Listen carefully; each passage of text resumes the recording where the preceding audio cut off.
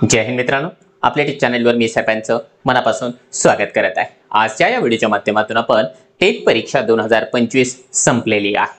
आता या परीक्षेच्या निकालाचं वेध प्रत्येकाला लागलेला आहे। प्रत्येकाच्या मनामध्ये प्रश्न आहे, या परीक्षेचा निकाल कधी लागणार आहे, त्याच्यानंतर एकदा निकाल लागला त्यानंतरची प्रक्रिया नेमकी काय राहते आणि आपल्याला शिक्षक हे पद कधी मिळणार आहे, त्याची संपूर्ण प्रक्रिया आपण या व्हिडिओच्या माध्यमातून जाणून घेणार आहोत। त्यामुळे आजचा हा जो व्हिडिओ आहे तो अतिशय जास्त महत्त्वाचा आहे। त्यामुळे व्हिडिओच्या सुरुवातीलाच एकदा लाईक करून घ्या आणि व्यवस्थितपणाने हा व्हिडिओ पूर्ण पहा। आणि पाहिल्याच्या नंतर जर एखादा प्रश्न तुमच्यासाठी महत्त्वाचा असेल की यार हे सांगायचं राहून गेलं, तर तो प्रश्न तुम्ही व्हिडिओच्या खाली कमेंट बॉक्समध्ये कमेंट करा। मी माझ्या वतीने त्याला उत्तर देण्यासाठी प्रयत्न करेन। परंतु तत्पूर्वी आपण जर चॅनलवर नवीन असाल तर आमचं चॅनल सबस्क्राइब करा, साईडचं जे बेल आयकॉन आहे त्याला देखील प्रेस करा, जेणेकरून शिक्षक भरतीच्या संदर्भामधल्या कोणत्याही माहितीची अपडेट आपल्याकडून मिस होणार नाही। मित्रांनो, आपल्या सर्वांना कल्पना असल्याप्रमाणे महाराष्ट्र राज्य परीक्षा परिषद पुणे यांच्या वतीने टेट परीक्षेचं नोटिफिकेशन आलं आणि नोटिफिकेशन आल्याच्या नंतर हार्डली 1 महिन्याभराच्या आतमध्ये या ठिकाणी परीक्षा पार देखील पडलेली आहे। 27 तारखेपासून ते जवळपास जे आहे 8 दिवस ही परीक्षा चाललेली आहे। दररोज 3 शिफ्ट मध्ये ही परीक्षा चाललेली आहे। आता आपण सर्वांनी परीक्षा दिली, परीक्षेमध्ये नेमकं काय काय घडलं, कशा प्रकारची काठिण्य पातळी होती वगैरे वगैरे बऱ्याच गोष्टी घडलेल्या आहेत। त्याविषयी आपण ऑलरेडी 1-2 व्हिडिओच्या माध्यमातून माहिती देखील पुरवलेली आहे।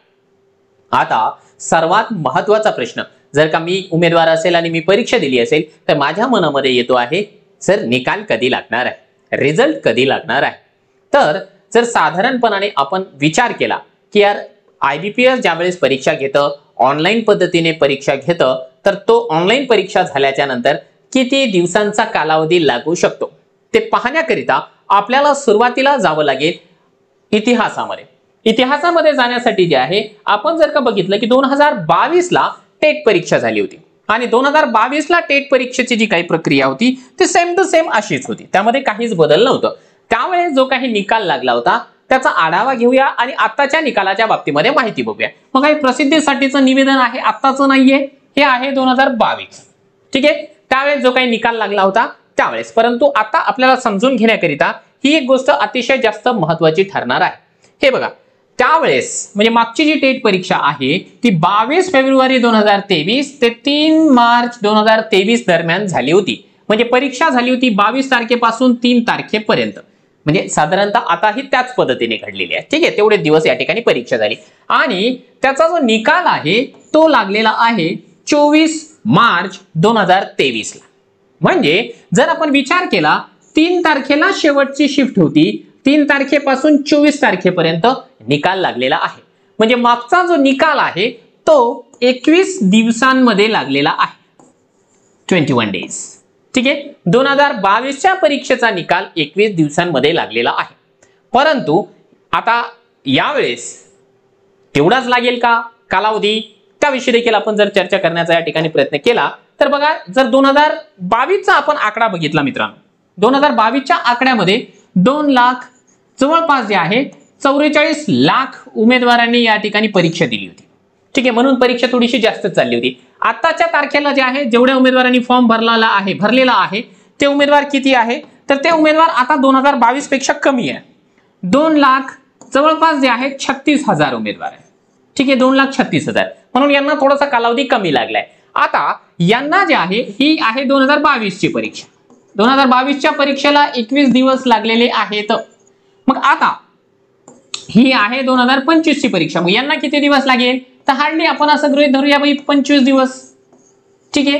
25 दिवस, आज जर का 6-7 तारीख असेल तर जून महिन्याच्या एंडिंग पर्यंत अपेक्षा व्यक्त करायला हरकत नाही। जून एंडिंग पर्यंत आपल्याला आपल्या परीक्षेचा निकाल या ठिकाणी लागलेला पाहायला मिळू शकतो।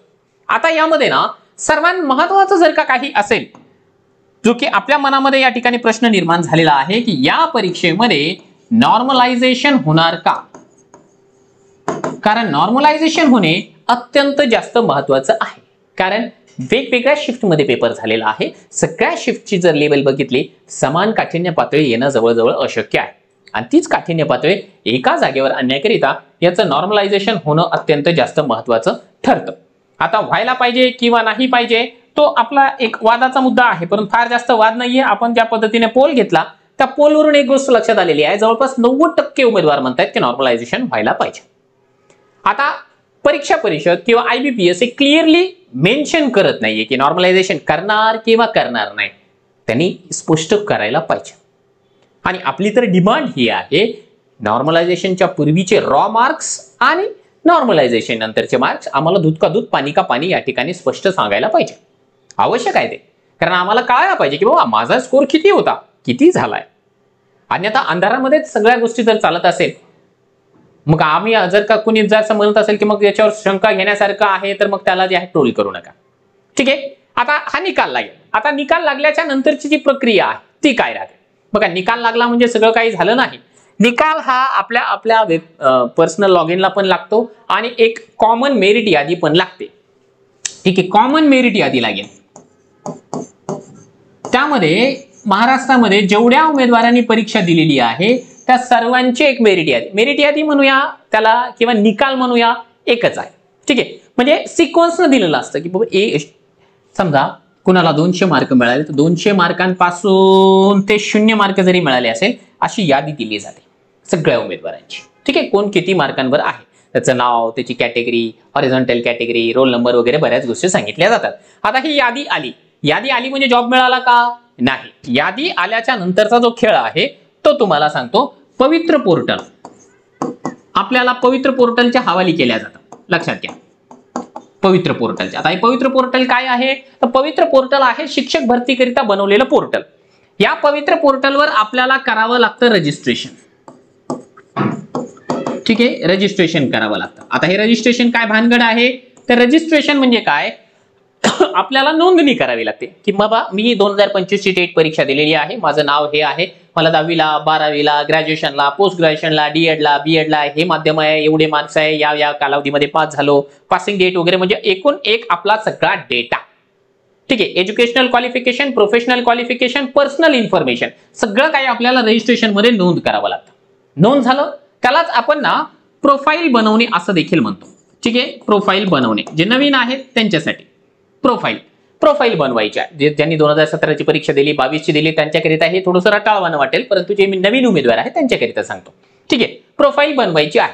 प्रोफाईल बनवल्याच्या नंतर यालाच ना प्रोफाईल म्हणा किंवा याला असं म्हटलेलं आहे सेल्फ सर्टिफाईड. ठीक आहे. सेल्फ सर्टिफाईड सेमच आहे. सेल्फ सर्टिफाय म्हणजे आपली प्रोफाईल बनवून त्या ठिकाणी लॉक करून देणे. त्यानंतर जे आहे पवित्र पोर्टलला येणार आहे जाहिरात.